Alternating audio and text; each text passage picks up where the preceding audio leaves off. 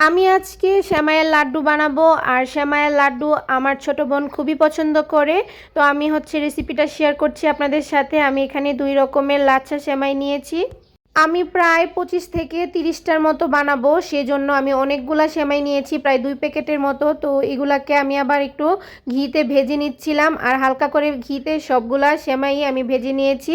এখন আমি আরেকটা বড় কড়াই বসিয়ে দিলাম আর এখানে সামান্য পরিমাণে ঘি আর গরম মশলা দিয়ে দিয়েছিলাম, তেজপাতা, এলাচি। আর এখন পরিমাণ মতো 1 কাপ দুধ দিয়ে দিলাম। এখন দুধটাকে 2 মিনিট আমি একটু জাল করে নিয়েছি। দেন আমি এখানে পরিমাণ মতো কনডেন্স মিল্ক দিয়ে দিচ্ছিলাম।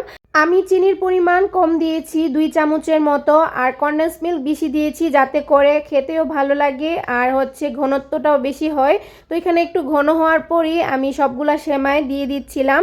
তো এখানে আস্তে আস্তে করে দিয়ে দিয়ে মিশিয়ে নিচ্ছি সেমাইগুলা। আর মিশিয়ে নেওয়ার পর যখন একবারে পানিটা শুকিয়ে যাবে তখন আমি এখানে বাদাম দিয়ে দিয়েছি আর 2 চামচের মতো ঘিও দিয়ে নিয়েছিলাম। এখন আমি নাড়াচাড়া দিয়ে নামিয়ে নিয়েছি। আর আমার আম্মু এখানে সুন্দরভাবে একই সাইজ করে সবগুলা বল বানিয়ে নিচ্ছিল।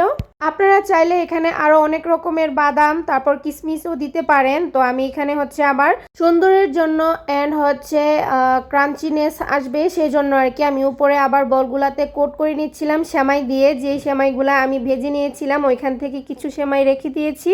আর এইভাবেই সেমাইয়ের লাড্ডুটা তৈরি করলে খেতে অনেক মজা হয়। উপরে ক্রাঞ্চিনেস থাকে আর ভিতরে নরম থাকে, খেতে দারুণ লাগে। তো এই তো আজকের আমার সেমাইয়ের রেসিপি রেডি হয়ে গেছে। So tata.